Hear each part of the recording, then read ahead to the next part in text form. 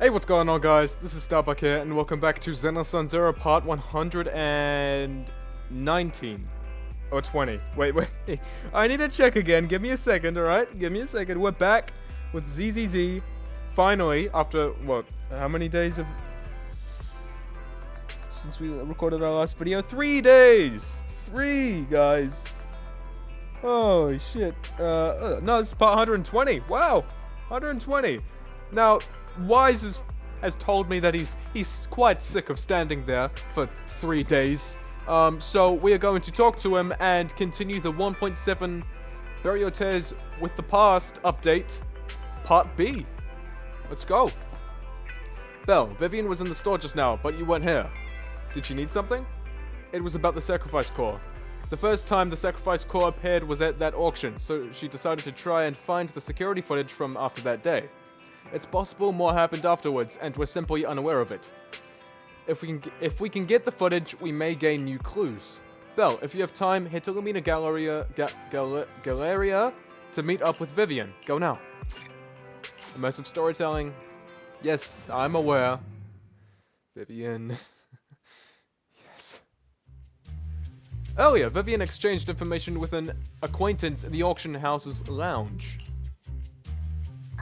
Shawl, I didn't expect you to be working here. Oh, Perfect. She's one of the managers, or not managers, workers at the video store. Helpers. I was just covering someone's shift. More like. The screening here is super strict, and I was afraid the supervisor would realize I was new and subbing for someone, so I hid in the control room during the supervisor's inspection. So I happened to bump into this guy, a blonde man wearing a hat, and I think he was checking some footage.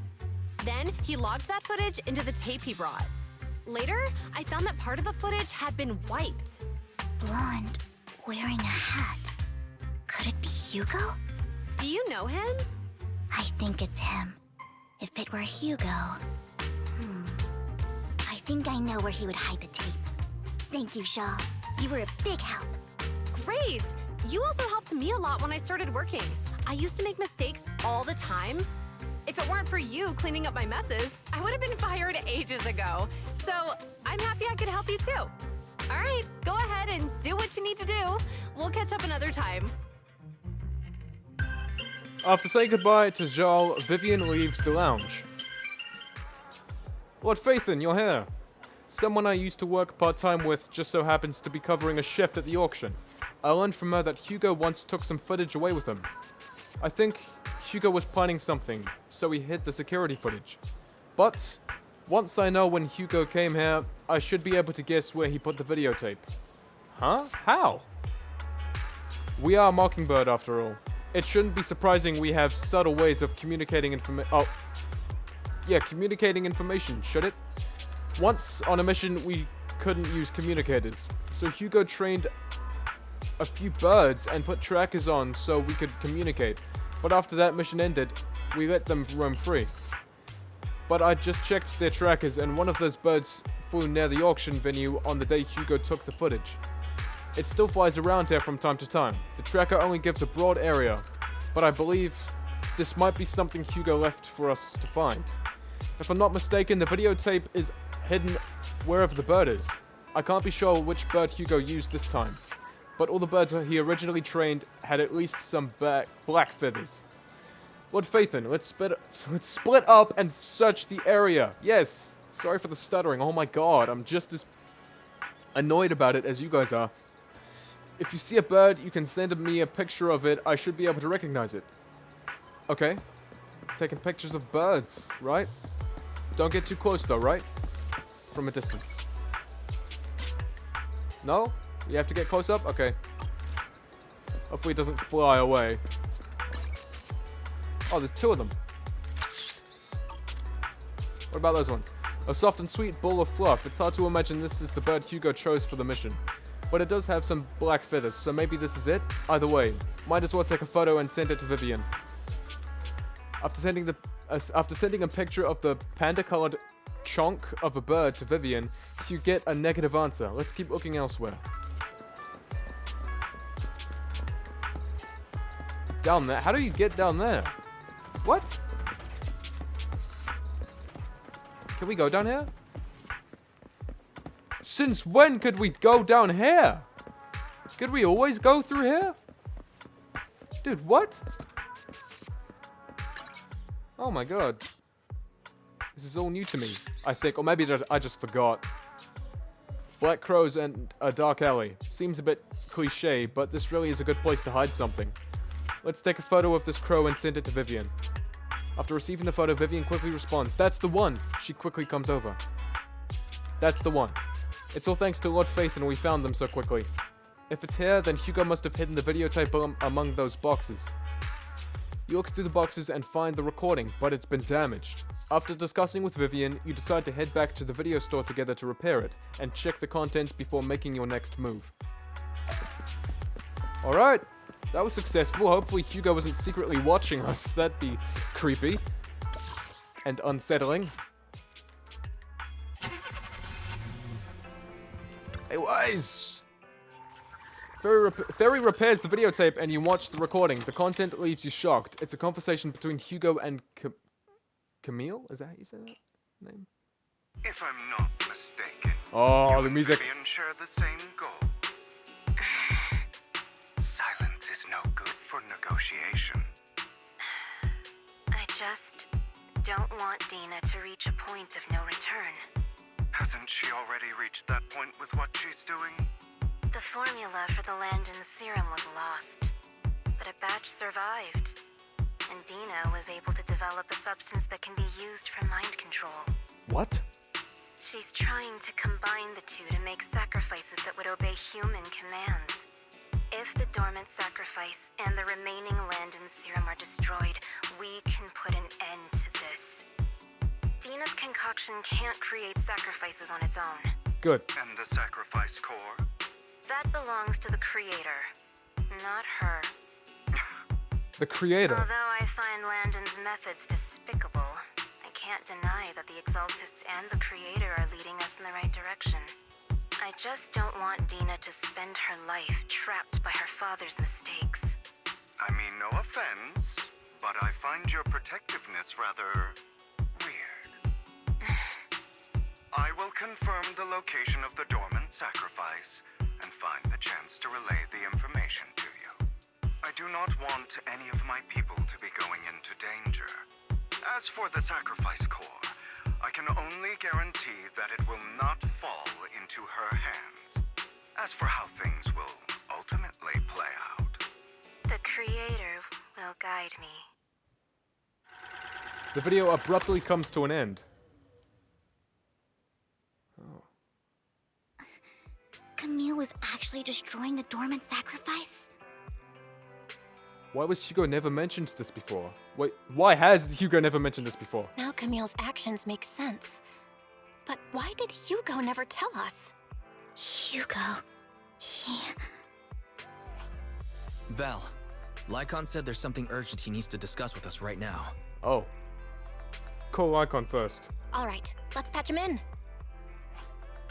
Master Proxy, I apologize for disturbing you. Not at all. We have just learned that the Ravenlock family will host a banquet tonight.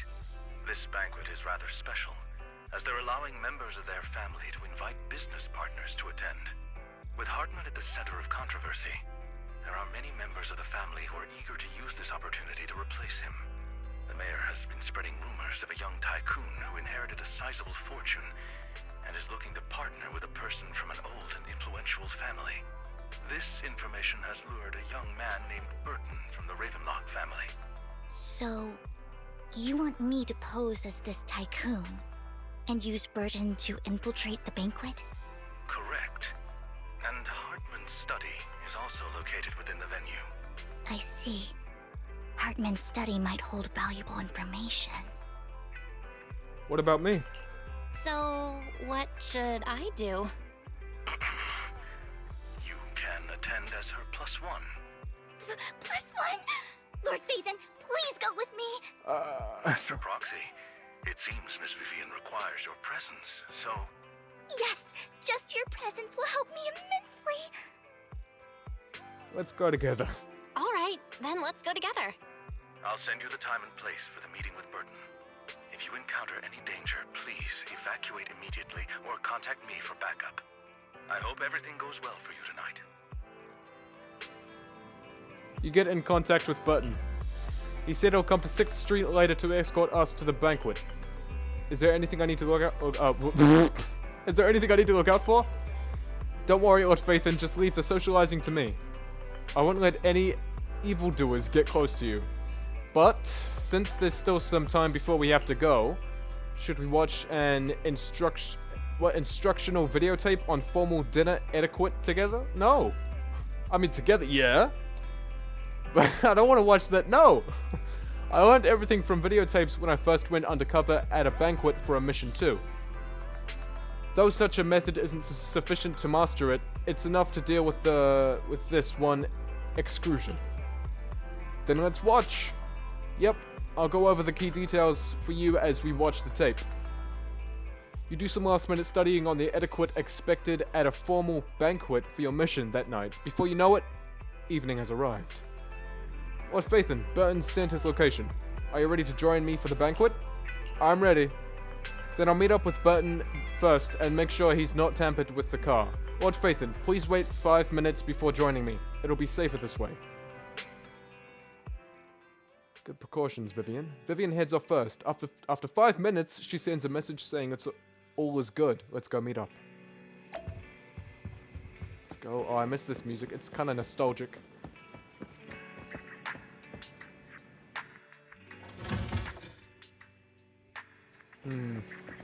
Oh, where are we? Over here. Vivian! And Burton. Nice to meet you, sir. Oh, he's also got elf ears. That's cool. Miss Banshee, this is... Is something the matter? Ah, what I mean is this person doesn't look like your bodyguard. Oh. The Ravenlocks can protect me, no? If that's true, why would I bring a bodyguard? This is my escort for the night. She... heard the Ravenlocks are throwing a true feast for the sentries with plenty of delicacies not available anywhere else, and she wanted to try some. You aren't so stingy as to not even allow your guests a +1, are you? Of course not. Since you're an important companion of Miss Vivian's, you are also my honored guest. Let's be off then. My... chauffeur? I think... I don't know. I don't know how to say that. Shall take you to the port from... port, and from there... we will take a speedboat to the manor. The manor! Oh. About an hour later, you arrive at the Ravenlock Manor. With Burton's guidance, you go through numerous security checks before finally arriving at the banquet hall. Miss Banshee, I believe I've shown you my sincerity. Now how about you? Sincerity? My presence here is a show of sincerity. If we're to work together, Miss Banshee, you should drop your pretentious act. I am well aware of the ways of the Ravenlock family. If I were to come empty-handed, I probably wouldn't even be able to make it out the front door tonight. Since I agreed to come with you, and even brought along my most precious companion, does that not show my deepest sincerity? No need for such an off-color joke. Our door is always open for those coming or going. We both know what's what, so let's cut the small talk. I know far more about how the Ravenlock family made their fortune than most here. I am also well aware of why Hartman, despite such a massive scandal, still remains in power. Oh? Do tell. Exaltists, blessing, sacrifice, Landon. Where would you like me to start? How did you know that? No, who are you? Don't be so tense. If I'm not mistaken, it's about time the banquet began. My companion and I are practically famished. Is this how you treat your guests? By letting them starve? Perhaps when we've had our fill, we'll remember where the sacrifice is hidden. You know where the sacrifice is? So, can we go get something to eat now? And I'm also looking forward to receiving a special dessert from you. We can discuss what you wish to know while we enjoy dessert. Of course. I wouldn't let such an important guest discuss matters on an empty stomach. As for dessert, I will prepare it myself, and I guarantee it will satisfy you. I'll come find you later. I wish you a pleasant evening. Likewise, Mr. Burton. Burton hurriedly leaves as as no, that's his and. Oh, I can't read it now. These kinds of people are And exhausting Vivian to deal with. does something. I don't know. really don't know how Hugo used to put up with it. What did you mean by dessert? You were totally like a noble lady just now. Wow, you were so cool just now. Like a powerful, noble lady. I bet she'd like to You hear sent that. Burton packing with just a few words. It's just some techniques Hugo taught me. Like that dessert I mentioned. It means I want them to offer more if they want to come to an accord. Fortunately, that old fox Hartman is terrified of losing power. He's definitely keeping the destruction of the sacrifice and the fact that the sacrifice core is fake hidden from the other family members. Otherwise, Burton wouldn't have been so willing to raise his offer. Lord Phaethon, let's find Hartman's study when the banquet is at its busiest. Alright, stick to the plan. All right, I've already taken note of the surrounding terrain. Once more people arrive, we'll enter the garden through the door in the corner of the banquet hall. Wherever you go, I'll follow, Lord Phaethon. Okay. In accordance with the plan, you head deep into the manor after sneaking out of the banquet hall with Vivian. It doesn't take you long to reach Hartman's study, and, with a gentle push, the door actually opened. Isn't this going a bit too well? Music.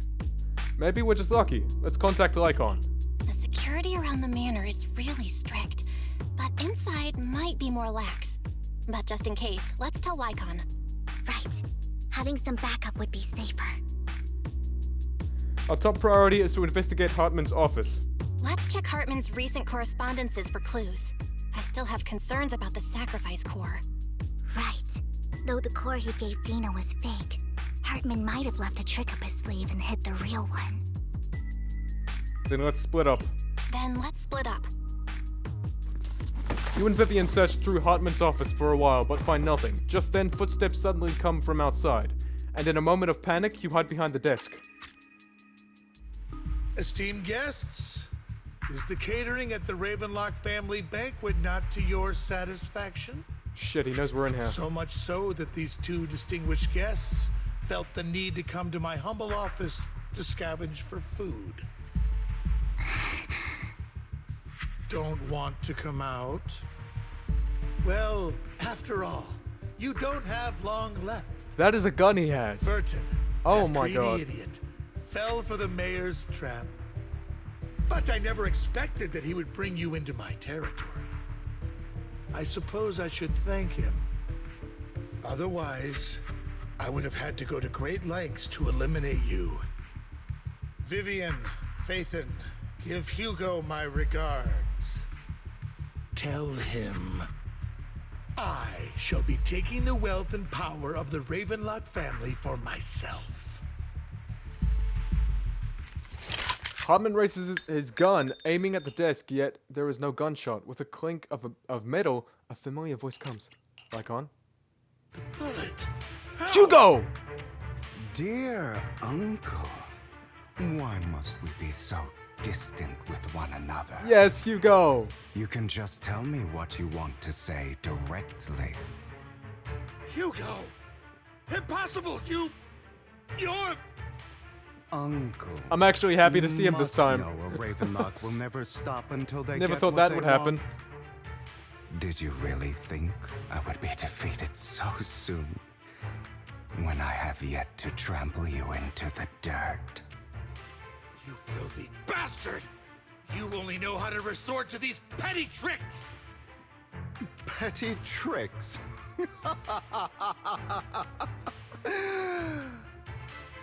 Perhaps you'd like to know what I managed to accomplish using this faked death of mine.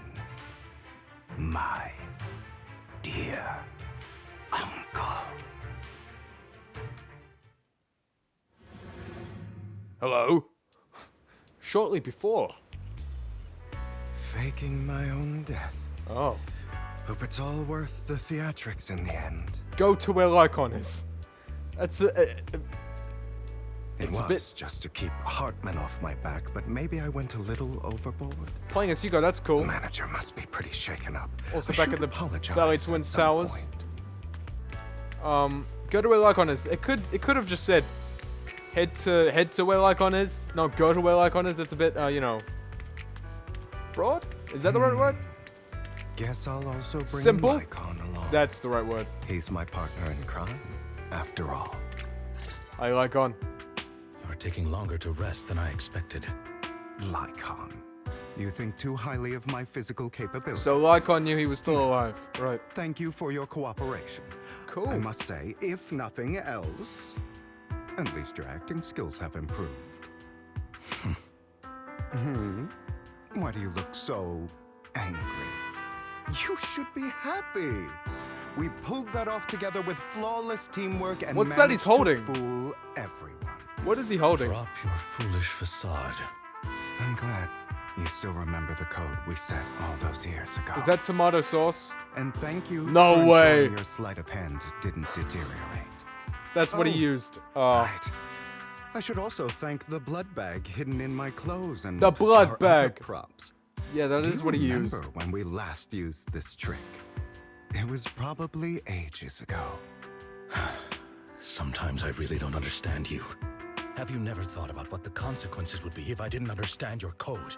If I decided against helping you? Or if I just couldn't control my strength properly? You'd understand it. Of course, if things really did go awry, I had alternative plans. You wouldn't be so arrogant as to think I'd bet everything on you, would you? You're insane. No, I'm flattered. So what exactly is the purpose behind all this? Surely after going to such great lengths to erase your own existence, you don't just plan to hide here and reminisce about the past with me. Don't try to brush this off. I've already helped you enact your plan. Tell me the truth. Don't get your tail in a twist. I have more plans that require your assistance, so naturally I would not hide anything from you. Simply put, as things stand, whether as Hugo Vlad or as Mockingbird, I am doomed to die. Seems you've made quite a few enemies. As a member of the Ravenlock family, I negotiated with Edmund and managed to obtain resources from Tops for my future plans. I also confirmed what attitude they held toward your master, the Mayflower family. Meanwhile, I used my identity in Mockingbird to strike a deal with Hartman and gather information on their collaboration with the remnants of the Exaltists. That's where I got my intel on what Bringer left. Oh, by the way, the crime declaration letter that your dear mayor received, that was also sent by yours truly. He's probably figured that out by now, right? Though I'm not sure if he told you. The mayor learned about the sacrifice attacks through his own means, but lacked an opportunity to take action. That warning letter was precisely what he needed. You aren't hopeless yet. How delightful. In short, I'm more well-informed than your lot because I get around, dealing with all these different important figures. But of course, it comes at a cost. It's only fair. After all, you can't hide the smoke from a wildfire. Rather than trying to carefully tame it and risk setting yourself alight, it's better to let it burn free. When I helped you put on your little act, killing you in front of everyone, you left the sacrifice core to Hartman. That was intentional too, then? Oh, yes. And it worked like a charm, didn't it? Now no one cares for me anymore, and all eyes are on Hartman. A perfect situation for keeping the Ravenlock family in check while dealing a cutting blow to the Exaltists behind them. Another crucial point is Vivian and Phaethon. I must sever any ties they have with me or Mockingbird. Although I feel bad for Phaethon about what happened, but it had to be done. That's the only way they would be safe, allowing the plan to continue. I noticed that you never turned your blade toward Master Proxy. So, those words you said back then were also... I will bloody my hands. I will carry the weight of my sins. I will become the Abyss. Obviously, it was all an act. My acting has always been impeccable, as you know. Hugo, you're taking such a tremendous risk. Why? Would you believe me if I said it's for justice? But unfortunately, it's not. I want revenge on the Ravenlock family. And I will make sure that despicable excuse for a human being, Hartman, suffers a slow, torturous end. Of course, I also promised Vivian that I would help her investigate the whole thing with the Exaltists. That's all. You don't look too good. Is it your wounds? No. This is the first problem I plan to resolve. Lycon, do you have a place that is sufficiently discreet, quiet, and can take a lot of damage? Lycon leads Hugo to a small warehouse in Port Elpis. Oh my god, that's where the cutscene was. In one of the trailers for ZZZ. It was just the cutscene of Hugo in the Port Elpis garage. Or warehouse, I mean. Wow, okay. Hugo looks quite pleased with the place. After scanning the area for a moment, he sits down on a chair, pulls out some rope, and ties himself up? Question mark? What? Back to the present? No. What exactly are you doing? Don't look at me like that. If I didn't have to do this, I wouldn't. Hartman recently obtained a bizarre substance, most likely from those crazy Exaltists. After use, it allows control of the victim's mind, to some extent. You were dosed with it. Oh. To be more precise, Lycon, I deliberately allowed Hartman to put this drug in my cup to facilitate our previous collaboration. Hugo tells Lycon of what happened back in the private suite when he was negotiating with Hartman. The only reason Hartman agreed to work with him was because of this. Because he had drugged that red liquid. I knew it! I called it, didn't I? I said the moment Hugo received that drink from Hartman. Oh, that's definitely spiked. That's exactly what I said. Or maybe not exactly, but that's similar to what I said. I knew it. I called it. Oh my god. After that, every time Hugo and Hartman met up, the latter would always add a small dose of that drug into Hugo's cup and then ask questions, attempting to glean information. After finding out about it, I quickly found someone to help analyze its composition. The good news is he gave me a very low dosage, perhaps because he was afraid I might notice. There's a different medication that can delay its onset, preventing me from actually being under his control. I simply need to put on a show in front of my dear uncle. The bad news is that currently there is no antidote. Oh. When I delay those effects, however, they will accumulate and erupt when my body reaches its limit.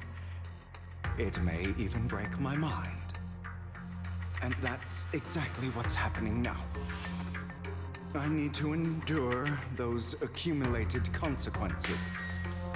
So, I will lock myself in this room for however long that takes. I've tied my limbs to prevent me from smashing this place or accidentally hurting myself. Anyway, after you leave, do not open this door, no matter what you hear. I recommend seeking professional medical assistance. This is advice I received from a doctor. Or are you saying you don't believe I can make it? So, Lycon, come find me here at the scheduled time. All you need to do is smile and await my victory. What if I want to stop you? You know you won't succeed. You never have. And you never will. Well, time is short. Let's begin. I understand. Don't die, you stupid bastard. Wow. After who knows how long, after enduring seemingly endless pain, Hugo finally awakens. The ropes that bound him had come undone. Though we didn't know when that had happened, Hugo checked himself over. Thankfully, he hadn't injured himself that badly while he was going crazy. After some time, Hugo straightens out his attire and tidies himself up, then opens the warehouse door. Is this because the side effects haven't worn off yet? Oh no. Find Lycon. Lycon's late. I'm surprised. Or is something wrong with time itself? Oh no. Looks like someone's over there. Might as well go ask. How much time do we have? Oh, it's been 31 minutes. It's all your fault. Why were you born with those eyes? ... If it weren't for you, I wouldn't be in this mess. I had made it. I enjoyed for so long, all those years of planning. I was so close. He already agreed. You, go and beg him to reconsider for me, okay? Tell him you'll do anything. Tell him to take me back. No, he won't want to see you now. You can't go and see him. Mother. It's all your fault. Is that Hugo's mother? I wish I had never given birth to you. Oh, she was talking to me. The woman's face is distorted, but with hatred. As if the person before her is not her child, but an enemy who destroyed her future. She blames all her misfortune on this innocent child, or she was talking to the bang boo.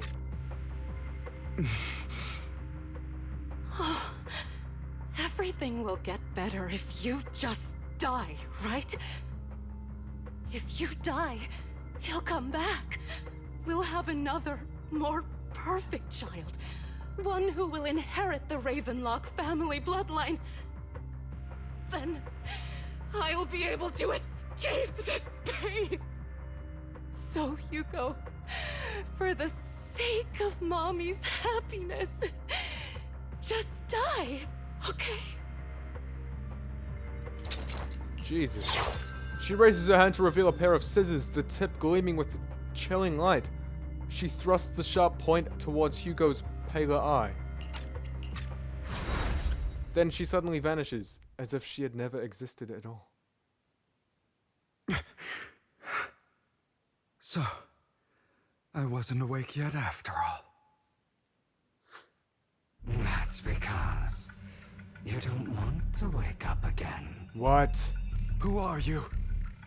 I am you. Hidden deep within your heart. Your most true self. You want to kill her, don't you? Your so-called mother. Every time she beat you without reason, when she tried to gouge out your eyes, when she sold you into that hell, laughing all the while. You wanted to be the one to end her life. Why not admit your hatred? As you are, you can hunt her down and make her pay for the living hell of a childhood she made you suffer. Why has my mate sent me 6 Snapchat notifications? What? I hate What's her going on because here? She was Hey! foolish and Hey! shallow, greedy Okay, sorry, and sorry. stupid. I hate her because she doesn't deserve to be a mother. She did everything she could to try and get into the Ravenlock family, believing she could live a life of luxury without having to do anything and never realizing she was a pawn, discarded from the very beginning. So she chose to blame me. Blame me for my heterochromia. Blame me for my very existence. But I won't kill her, because I know it won't change anything.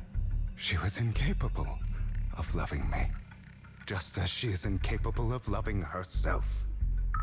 Have you been brainwashed by that dog? Keeping up the act of being some magnanimous and forgiving fool? Don't compare us. I've simply come to understand love or hate. I make my own choices, and they have nothing to do with anyone else. She sold you to the Ravenlock family for a huge sum of money. She used that money to start a new life without you. While she was indulging herself, you were going through hell in the Ravenlock Manor. Does it not torment you? Do you not feel the hatred? Do you not want to demand answers? Kill her. Only by killing her can you be truly free. No. For a long time, I thought the same way. But now, Really?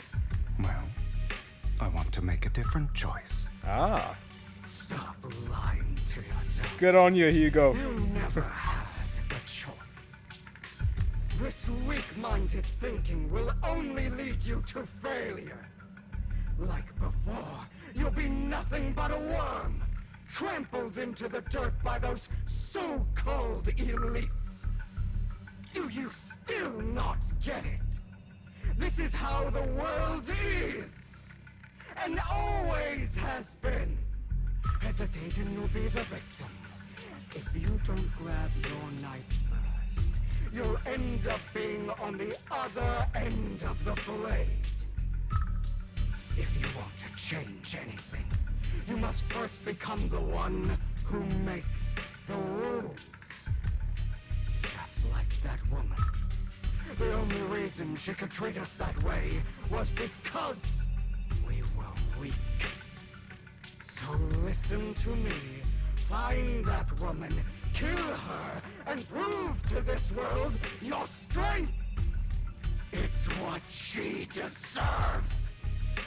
Why forgive them? They don't deserve it. Voice acting's crazy. I'm not forgiving them. Or rather, I don't care about them. They don't even matter, at least not yet.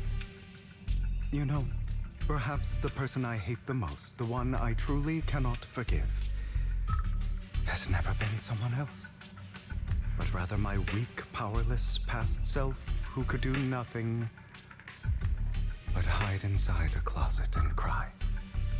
I hate myself for having neither the strength nor the courage to resist. I hate myself for begging for so-called familial love, even after being treated so terribly. I hate that despite the pain of my wounds, I still hope to receive the carrot and not the stick. And that means you, correct? So, I forgive you. I forgive myself. You'll regret this, fool. Your pretty words mean nothing. You will ultimately return here to me.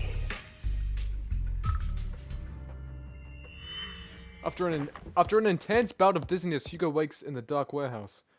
The ropes that bound him had come undone at some point. Hugo takes a deep breath of the damp air and stands up.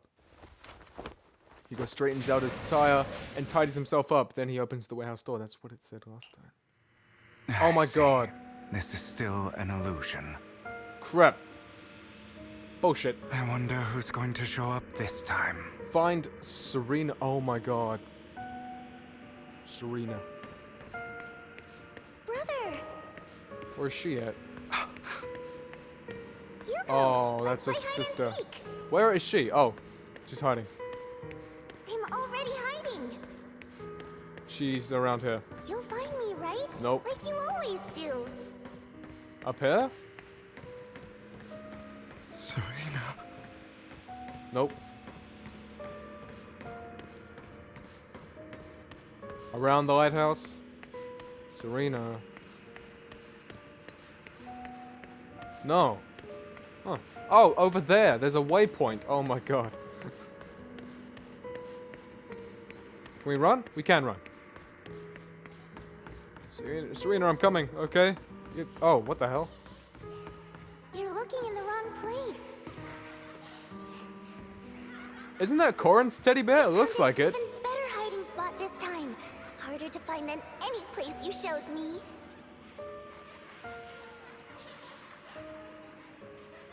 Okay. It's a bit creepy with the Hugo?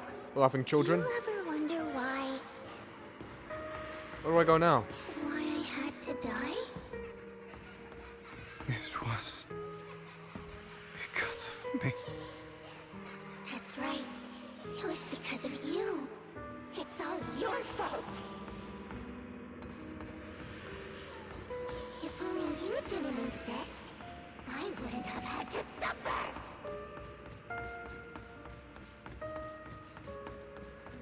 Oh! There's the next waypoint. Sorry, I was just looking around just in case. There was no waypoint for the next location. Still looking in the wrong spot. I can't believe you still haven't found me after all this time. I'm trying. Have you forgotten about me? Not at all. Not at all. I haven't forgotten. It's okay. I'll forgive you. I'll still be nice to you, just like before.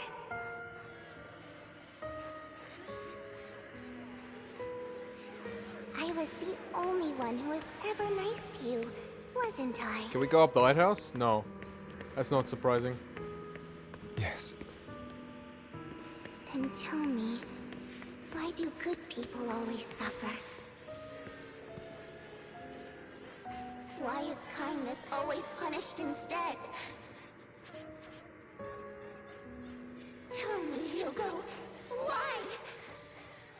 I think I know why. I think. Hugo, are you lost?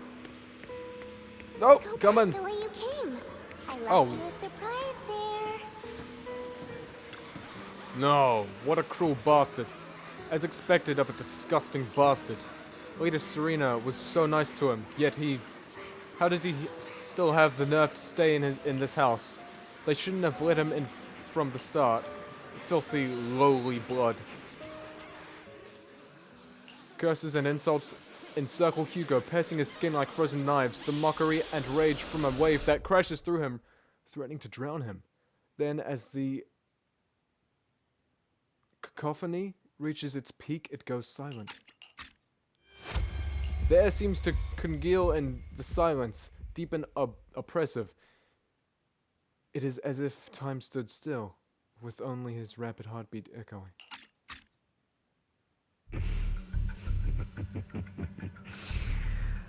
I told you that you would eventually return. We meet again, my friend. I told you, I am you. The side of you that you've always tried to deny existed. Of course. I know. This time it's about Serena. Right? Yes, your half-sister. And the only child in the Ravenlock family who was kind to you. Unfortunately, it was her kindness that led to her untimely death. It was my fault. I don't like the way you blame yourself. Because that means I'm to blame as well. And I don't think I did anything wrong. Your mother sold you to the Ravenlocks. And your father, he saw your talent and wanted to use you to push the other children into competing with each other. My brothers and sisters wanted to get rid of me from the moment they first saw me. In their eyes, You were no more than a slave. But Serena dared to treat you, a slave, as if you were human. And so, she was fated to die. They tried to kill me many times, but I was careful, and they did not succeed. So they killed Serena, who was weaker, an easier target, and pinned everything on you. Serena died in your place. Those cruel brats thought that by reporting this to Father, they could use it to get rid of you, a rival who threatened their positions. Yet, not only did Father not blame you for the incident, he praised you for it. In this world, only the ruthless, cruel, and merciless can stand at the top. And that's exactly what you managed to live up to, no? You found a perfect opportunity thereafter to catch the ringleader of the group who framed you and almost beat him to death.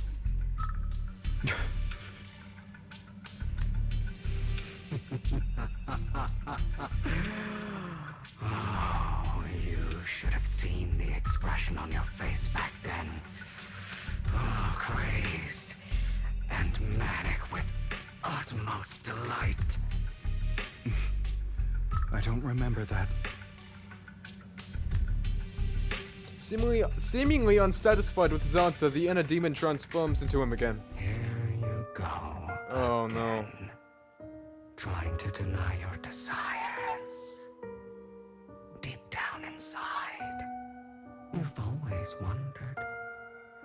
Asking yourself why these evil people never got the punishment they deserved.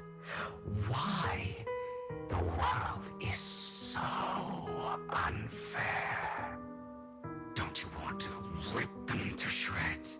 Just like that day when you beat that boy's face into the dirt until he was barely recognizable. His disgusting blood staining your fists. Recall your exhilaration, your cathartic release of rage, that outpour of hatred. That victory belongs to you. You deserve it. Those brothers and sisters of mine are all dead. I cannot take revenge against the long deceased. They died by Hartman's hand. Dying in the power struggle to become the Ravenlock family's heir, rather than by our scythe. Boring. Boring. I find it hilariously ironic. Children who would murder their own kin for scraps of power dead at the hand of their uncle who followed their example. Is that not karma? Power struggles pitting kin against each other, betrayal, suspicion, and hatred between people of the same blood. It's like a curse written into the Ravenlock family's genes. Laughably stupid. Don't forget, my dear, that the same blood flows through your veins. As if to prove his words, the inner demon transform into Hartman. Transformed. Where's the E and the D at the end of transform? That's right, my dear nephew. No matter how much you deny it, the blood of the Ravenlock family flows through your veins. Survival of the fittest. Only the strongest deserve to live. Only the strongest deserve to rule. This is the path of success that has led the Ravenlock family to victory countless times. a blessing and a curse etched into your flesh and blood. As long as you live, you'll never escape the mark of family. You are destined to one day become someone like me, like your father.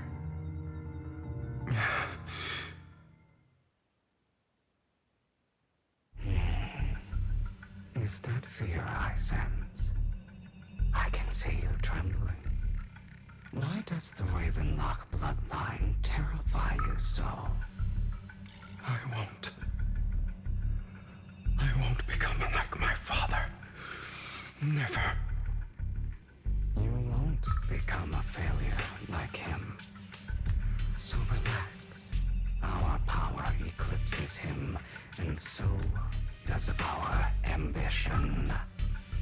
So, do not deny your own desires. Do not resist your own ambition. This is the talent you were born with. The best gift fate has ever given you. Admit it. Deep within your heart lies a spark, yearning to ignite a raging inferno that will burn everything down. And I am that spark.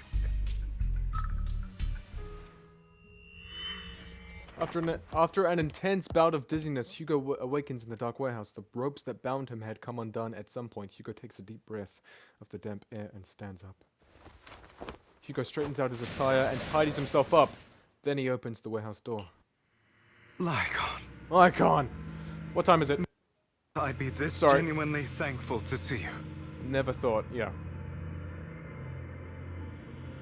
It's not gonna be Seeing Lycon, you though. means this never-ending nightmare is finally over, right? Hope so. Why did you break our oath? Why did you use me? My eye and these legs. They were all your fault. You know, you are exactly like your father. ...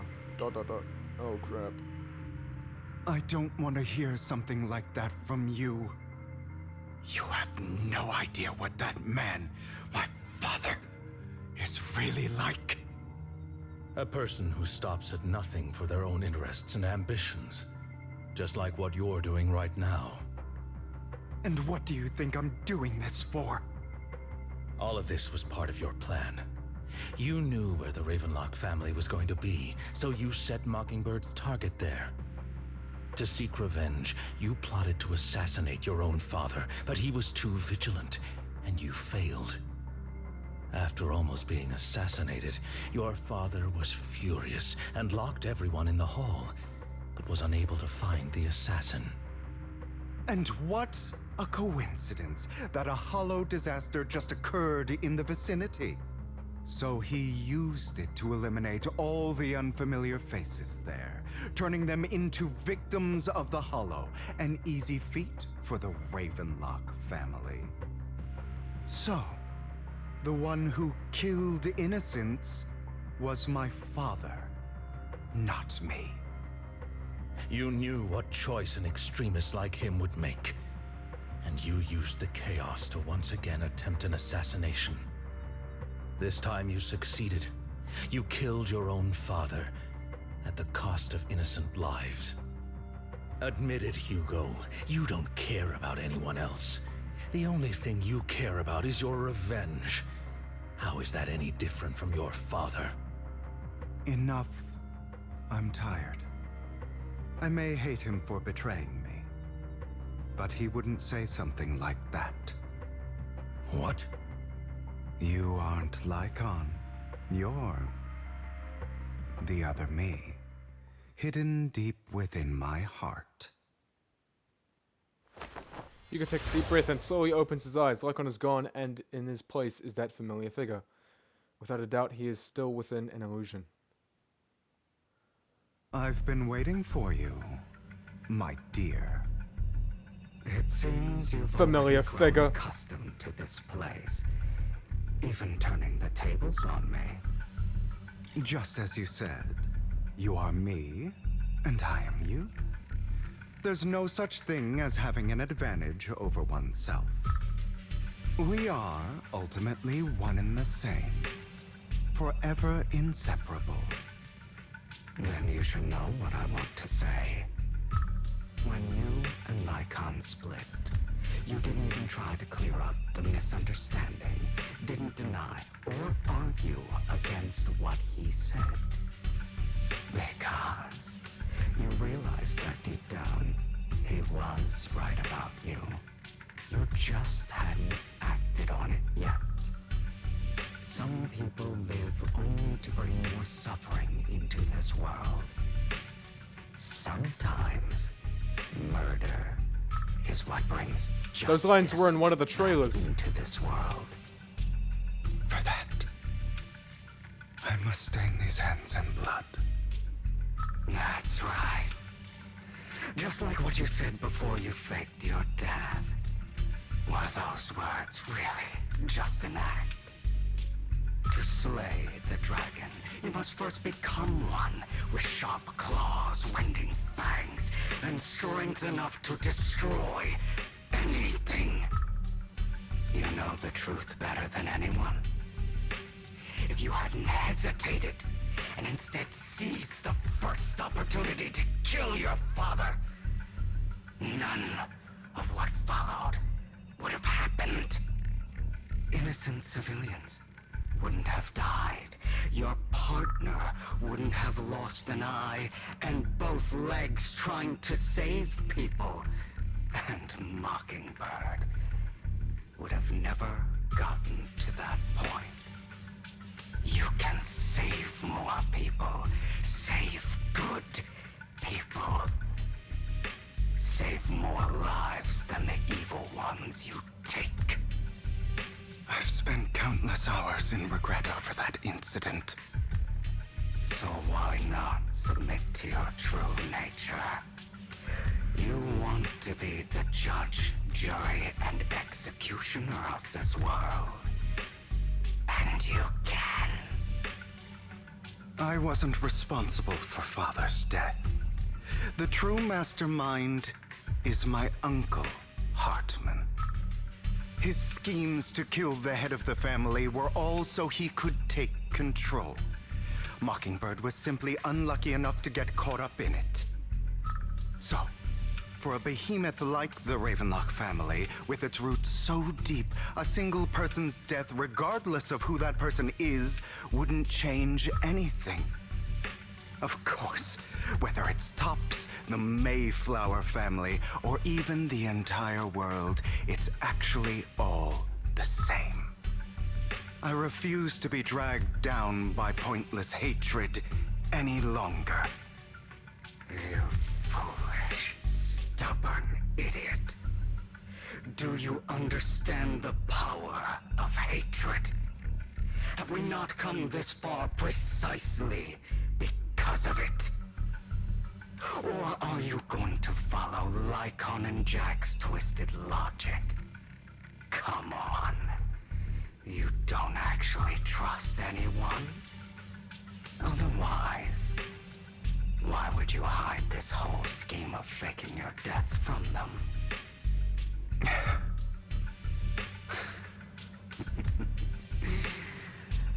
You've built an impenetrable wall around your heart, keeping everyone out. Of course you are right to do so. No one in this world can be trusted. Always. All you'll receive is hatred from your own blood and no love. Suspicion from your companions, and betrayal that comes all too easily. But the most ridiculous thing is that you want them to trust you.